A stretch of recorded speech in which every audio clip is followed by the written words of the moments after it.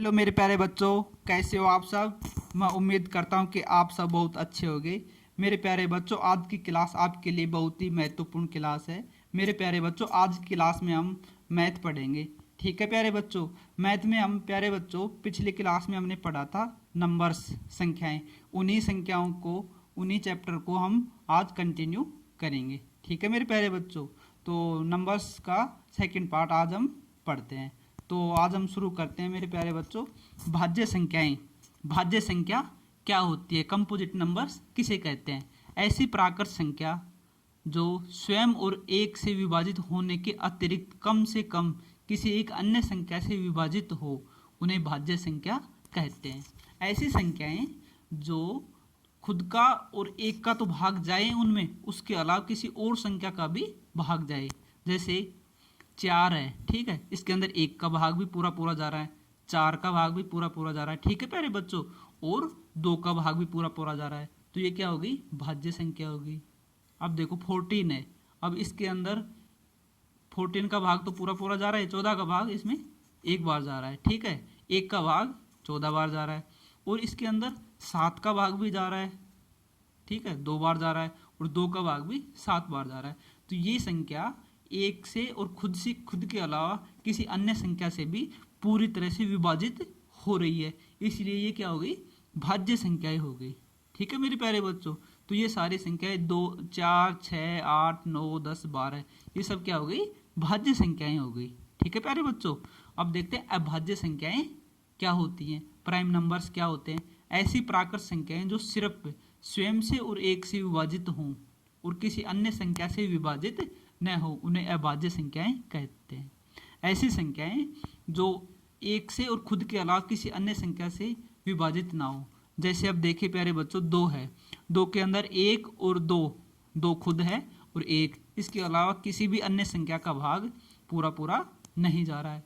3 है, इसके अंदर 3 के और 1 के अलावा किसी अन्य संख्या से पूर्णतः ये विभाजित नहीं है। अब 11 है, इसमें भी स्वयं के और 1 के अलावा किसी अन्य संख्या का भाग नहीं जा रहा है, तो ये क्या हो गई?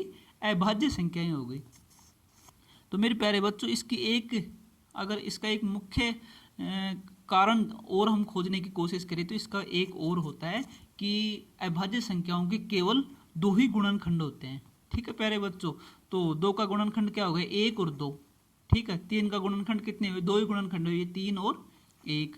और जो हमारी भाज्य संख्याएं होती हैं, इनके 2 से अधिक गुणनखंड होते हैं। ठीक है प्यारे बच्चों। जैसे 4 है, 4 के गुणनखंड कौन कौन से हो गए? 1 हो गया, 4 हो गए और 2 हो गए, तो इसके 3 गुणनखंड हो गए। तो भाज्य संख्याओं के 2 से अधिक गुणनखंड होते हैं, और जो अभाज्य हमारी संख्याएं होती हैं उनके केवल और केवल 2 ही गुणनखंड होते हैं। तो ये मुख्य अंतर होता है इनमें। ठीक है प्यारे बच्चों। तो ये थी हमारी अभाज्य संख्या। तो अब देखें सहअभाज्य संख्या, को प्राइम नंबर्स। को प्राइम नंबर्स क्या होते हैं? कम से कम 2 अभाज्य संख्याओं का ऐसा समूह है, 2 अभाज्य संख्याओं का ऐसा समूह है जिसका HCF 1 हो। मेरे प्यारे बच्चों, 2 अभाज्य संख्याएं जैसे 5 और 7 अभाज्य संख्या है, क्योंकि इसके केवल और केवल 2 ही गुणनखंड है। 5 के भी 2 ही गुणनखंड है, 2 के अलावा कोई गुणनखंड नहीं है, और 7 के भी 2 ही गुणनखंड है। तो दो ऐसे समूह देखने हैं, 2 और 3, इसके भी ये भी अभाज्य संख्या है, क्योंकि 2 का भी 2 ही गुणनखंड है और 3 के भी 2 ही गुणनखंड है। तो ये क्या हो गई? अभाज्य संख्याएं। 5 और 7, 2 और 3, तो ये 2 समूह बन गए, इनमें दोनों का अभाज्य संख्याएं हैं, तो इनका HCF क्या हो गया? 1 हो गया। ठीक है प्यारे बच्चों। तो ये क्या हो गई? सहअभाज्य संख्याएं हो गई, को प्राइम नंबर हो गई। जैसे 9 और 11 है, 9 और 11 ये भी अभाज्य संख्याएं हैं। 2 और 3 ये भी अभाज्य संख्याएं, पीछे हमने ये पढ़ा है। तो ये दोनों का समूह क्या हो गया? सहअभाज्य संख्या हो गया। ठीक है प्यारे बच्चों। अब देखते हैं हम परिमेय संख्याएं क्या होती है। रेशनल नंबर्स किसे कहते हैं? ऐसी सभी संख्याएं जिन्हें P/Q के रूप में लिखा जा सकता है, उन्हें परिमेय संख्या कहते हैं। क्यों कभी भी 0 नहीं होगा, मतलब कि हर परिमेय संख्याओं का हर कभी भी 0 नहीं होगा। जिनका हर 0 हो जाएगा तो वो परिमेय संख्याएं नहीं होंगी। जैसे उदाहरण के लिए देखते हैं 7/8, 15/7, ये क्या है? परिमेय संख्याएं। मेरे प्यारे बच्चों, अगर मुख्य रूप से हम देखें तो जिन संख्याओं में पूरी तरह से भाग चला जाता है। शांत, जैसे एक गणित की भाषा में देखें तो शांत दशमलव संख्याएं जितनी भी होती हैं वो क्या कहलाती हैं, परिमेय संख्याएं कहलाती हैं। ठीक है प्यारे बच्चों, जैसे 10 में हम 2 का भाग दिए तो 10/2 क्या हो गई, एक परिमेय संख्या होगी जिसमें पूरा पूरा भाग चला जाएगा, 2 पंजू 10। ठीक है प्यारे बच्चों, जैसे जैसे है 13 है, 13 के अंदर 2 का पूरा पूरा भाग चला जाएगा, मतलब कि 2 का भाग पॉइंट में भी पूरा पूरा चला जाएगा, 2 6 की 12 पॉइंट 5 आ जाएगा। ठीक है, तो उसमें पॉइंट के बाद भी पूरा पूरा भाग जा रहा है। लेकिन जो आगे हम पढ़ेंगे अपरिमेय संख्याएं, उसमें ऐसा नहीं होता है। तो परिमेय संख्याओं की मुख्य रूप से परिभाषा क्या है, ऐसी संख्याएं जो शांत दशमलव के रूप में होती हैं। और अगर मुख्य रूप से परिभाषा ये लिखी हुई देखें तो ऐसी सभी संख्याएं जिन्हें p/q के रूप में लिखा जा सकता है, जिनमें q कभी भी 0 नहीं होता है। ठीक है प्यारे बच्चों, अब देखते हैं अपरिमेय संख्याएं इर्रेशनल नंबर्स क्या होती है। ऐसी संख्याएं जिन्हें p/q के रूप में नहीं लिखा जा सकता और मुख्यतः उन्हें वर्गमूल के अंदर लिखा जाता है और कभी भी उनका पूर्ण वर्गमूल नहीं निकलता है। मेरे प्यारे बच्चों, अशांत दशमलव संख्याएं जिनमें भाग देने पर दशमलव रिपीट होता रहता है, वही संख्या रिपीट होती है। जैसे 20 के अंदर हम अगर 6 का भाग देते हैं तो हमेशा 0.222 आता रहेगा। जैसे 20 के अंदर भाग देंगे तो 3 बार जाएगा, 6 18, पॉइंट लगा के हम 2 बचेंगे, पॉइंट लगा के 0 लगाते हैं, 6 दूनी 18, फिर सेम टू वही संख्या रिपीट होती रहती है बार बार। ठीक है, उसको बोलते हैं हम अशांत दशमलव संख्या। ठीक है प्यारे बच्चों, तो जिन संख्याओं में अशांत दशमलव संख्या होती हैं, जिनमें कभी भी पूर्ण वर्गमूल उनका नहीं निकलता है, तो ये संख्या क्या कहलाती है, अपरिमेय संख्या है। मेरे प्यारे बच्चों, ये एक बहुत इंपॉर्टेंट चीज़ है, कई बार एग्जाम में डायरेक्टली पूछ लिया जाता है कि पाई एक परिमेय संख्या है या अपरिमेय संख्या है, तो पाई एक अपरिमेय संख्या है। इसमें अशांत दशमलव का गुण पाया जाता है। ठीक है प्यारे बच्चों, जैसे कुछ एग्जाम्पल्स हैं, 5 √5 ये भी क्या है, एक अपरिमेय संख्या है। √105 ये भी एक अपरिमेय संख्या है। √3 एक अपरिमेय संख्या है। ठीक है मेरे प्यारे बच्चों, तो ये थी हमारी अपरिमेय संख्या। अब हम आगे देखते हैं वास्तविक संख्या क्या होती है, रियल नंबर्स किसे कहते हैं। परिमेय और अपरिमेय संख्याओं को सम्मिलित रूप से लिखने पर वास्तविक संख्याएं प्राप्त होती हैं। ठीक है प्यारे बच्चों, रियल नंबर्स क्या होती हैं, परिमेय संख्याओं और अपरिमेय संख्याओं को अगर हम मिक्स कर दें, एक झोले में डाल दें दोनों को, तो ये क्या हो जाएंगी, वास्तविक संख्याएं। ठीक है प्यारे बच्चों, तो ये क्या हो गई, परिमेय संख्या, ये क्या हो गई, अपरिमेय संख्या। तो दोनों का मिक्स करने पर क्या हो जाती हैं, ये वास्तविक संख्याएं, रियल नंबर्स बन जाती हैं। काल्पनिक संख्याएं, इमेजिनरी नंबर्स, ऋणात्मक संख्याओं का वर्गमूल लेने पर जो संख्याएं बनती है उन्हें काल्पनिक संख्याएं कह लेती हैं। ऋणात्मक संख्याएं जैसे -2, -5, -7, -3, अगर हम इनका वर्गमूल निकालते हैं तो ये संख्याएं क्या कहलाती हैं, काल्पनिक संख्याएं कहलाती हैं, इमेजिनरी नंबर्स कहलाती हैं। ठीक है प्यारे बच्चों, जटिल संख्याएं, कॉम्प्लेक्स नंबर्स, इनको मिश्रित संख्याएं भी कहते हैं।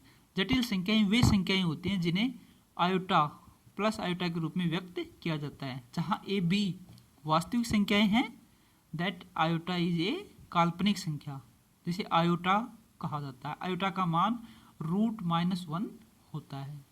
ठीक है, जैसे एग्जाम्पल के लिए 1 प्लस आयोटा, तो इसको हम क्या लिख सकते हैं, 1 प्लस √-1। ठीक है प्यारे बच्चों, तो ये क्या थी हमारी जटिल संख्याएं। आगे हम देखते हैं महत्वपूर्ण बिंदु। जो संख्याएं हमने पढ़ी हैं पहले पार्ट में और सेकंड पार्ट में, तो इनसे रिलेटेड कुछ महत्वपूर्ण बिंदु हैं। तो ये महत्वपूर्ण बिंदु हम पढ़ने की कोशिश करते हैं। और मेरे प्यारे बच्चों, ये महत्वपूर्ण बिंदु बहुत ही महत्वपूर्ण है एग्जाम की दृष्टि से। तो मेरे प्यारे बच्चों, इन महत्वपूर्ण बिंदु को आपको बहुत अच्छे से समझना है और बहुत अच्छे से इनको याद कर लेना है।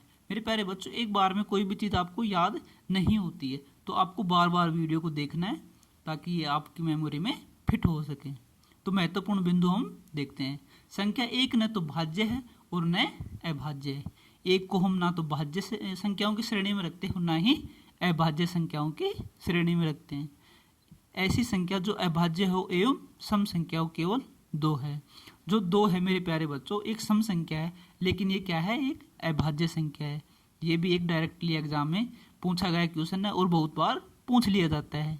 ठीक है प्यारे बच्चों, प्रत्येक संख्या का वर्ग एक सम संख्या होती है तथा प्रत्येक विषम संख्या का वर्ग एक विषम संख्या होती है।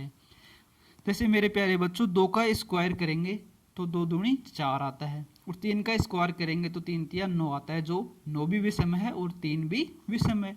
2 एक सम संख्या है और 4 भी एक सम संख्या है, इसलिए किसी सम संख्या का वर्ग भी सम आता है और किसी विषम संख्या का वर्ग भी विषम आता है। ठीक है मेरे प्यारे बच्चों, अब आगे देखते हैं हम। सभी प्राकृत संख्याएं पूर्ण, पूर्णांक, परिमेय एवं वास्तविक संख्याएं होती हैं।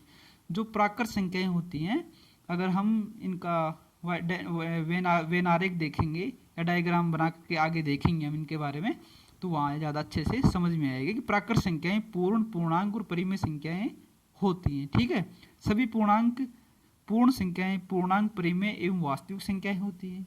सभी पूर्णांक, परिमेय एवं वास्तविक संख्याएं होती हैं। सभी पूर्णांक, परिमेय, अपरिमेय संख्याएं वास्तविक होती हैं। ठीक है प्यारे बच्चों, अब देखते हैं 2 परिमेय संख्याओं या 2 अपरिमेय संख्याओं के बीच अनंत परिमेय संख्याएं या अनंत अपरिमेय संख्याएं हो सकती है। मेरे प्यारे बच्चों, 2 परिमेय संख्याओं के बीच में अनंत परिमेय संख्याएं होती हैं और 2 अपरिमेय संख्याओं के बीच में भी अनंत परिमेय संख्याएं होती हैं। भिन्न संख्या परिमेय होती है, जैसे कोई भी भिन्न है 2/3, 5/7, लेकिन वो भिन्न शांत आवृत्ति वाली होनी चाहिए, शांत दशमलव वाली होनी चाहिए, तभी वो क्या होगी, परिमेय संख्या होगी। पाई एक अपरिमेय संख्या है, इसको बहुत अच्छे से आपको याद रखना है। ठीक है, आगे हम देखते हैं अभाज्य एवं यौगिक सम तथा विषम संख्या होती है। अभाज्य एवं यौगिक सम तथा विषम संख्या होती है। सभी पूर्णांक परिमेय एवं अपरिमेय संख्या ऋणात्मक एवं धनात्मक दोनों होती हैं। पूर्णांक संख्याओं के अंदर आपने पढ़ा है कि उनमें धनात्मक और ऋणात्मक और एक उदासीन भी होता है। प्राकृत अभाज्य यौगिक सम एवं विषम एवं पूर्णांक संख्याएं कभी भी ऋणात्मक नहीं होती। मेरे प्यारे बच्चों, प्राकृत संख्याएं हमेशा पॉजिटिव होती हैं, धनात्मक होती हैं। तो मेरे प्यारे बच्चों, ये इतना नंबर सिस्टम का चार्ट। मेरे प्यारे बच्चों, कॉम्प्लेक्स नंबर्स होती हैं। कॉम्प्लेक्स नंबर्स के अंदर 2 संख्याएं होती हैं। ठीक है, जो मिश्र संख्याएं, जटिल संख्याएं हमने पीछे पढ़ी थी, उनके अंदर 2 संख्याएं होती हैं। उनके अंदर एक होती है इमेजिनरी, काल्पनिक संख्याएं, और एक होती है रियल नंबर्स। ठीक है प्यारे बच्चों, ये पूरा क्या है, ये पूरा जो गोला बना हुआ है वो क्या है, कॉम्प्लेक्स नंबर है, मिश्र संख्याएं, जटिल संख्याएं। जो उसके अंदर 2 गोले बने हुए हैं, देखो, एक तो ये इमेजिनरी नंबर्स, काल्पनिक संख्याएं, और एक ये बना हुआ है रियल नंबर्स का। ठीक है प्यारे बच्चों, तो ये क्या होती हैं, कॉम्प्लेक्स नंबर के अंदर ही होती हैं। अब रियल नंबर के अंदर भी 2 गोले बने हुए हैं, रियल नंबर होती हैं ये वास्तविक संख्या। इसके अंदर एक तो है इरेशनल नंबर, अपरिमेय संख्याएं, और रेशनल नंबर, परिमेय संख्याएं। तो जो वास्तविक संख्याएं होती हैं उसके अंदर ही समाहित कौन कौन सी संख्याएं होती हैं, परिमेय संख्या और अपरिमेय संख्या। और जो परिमेय संख्याएं होती हैं उसके अंदर ही कौन कौन सी संख्याएं समाहित होती हैं। देखिए मेरे प्यारे बच्चों, इंटीजर्स पूर्ण संख्याएं, पूर्णांक संख्याएं, होल नंबर्स पूर्ण संख्याएं, और नेचुरल नंबर प्राकृत संख्याएं। जो रेशनल नंबर्स होती हैं, जो परिमेय संख्याएं होती हैं, उनके अंदर कौन कौन सी संख्याएं विद्यमान होती हैं, कौन कौन सी संख्याएं समाहित होती हैं। इंटीजर्स मतलब पूर्णांक, होल नंबर यानी पूर्ण संख्या, और नेचुरल नंबर मतलब प्राकृत संख्या, ये सब के अंदर समाहित होती हैं। तो मेरे प्यारे बच्चों, ये डायग्राम था, आपको नंबर सिस्टम के बारे में बहुत अच्छे से आपको समझ में आया होगा। तो मेरे प्यारे बच्चों, ये क्लास आपको बहुत अच्छी लगी होगी। आई होप आपको बहुत अच्छे से ये समझ में आई होगी। तो मेरे प्यारे बच्चों, इस क्लास को आपको बहुत अच्छे से पढ़ना है, और मेरे प्यारे बच्चों, आपको अपने चैनल को सब्सक्राइब जरूर करने लें और बेल आइकन को दबा लेना है, ताकि कोई भी वीडियो में डालो उसका नोटिफिकेशन आप तक पहुंच जाए। क्लास को लाइक और शेयर जरूर करना है। शेयर बहुत महत्वपूर्ण है मेरे प्यारे बच्चों। जिन बच्चों को लॉकडाउन की वजह से स्कूल बंद है, पढ़ाई नहीं हो पा रही है, उन बच्चों तक क्लास को पहुंचाना आपका महत्वपूर्ण दायित्व है मेरे प्यारे बच्चों। आपके दोस्तों तक पहुंचाना है, ताकि वो भी घर बैठ कर के अच्छे से पढ़ाई कर सके। और जो मेरे प्यारे बच्चों, आज की क्लास देखकर आपको कैसा लगा, कमेंट बॉक्स में ज़रूर बताना। धन्यवाद दोस्तों, धन्यवाद मेरे प्यारे बच्चों।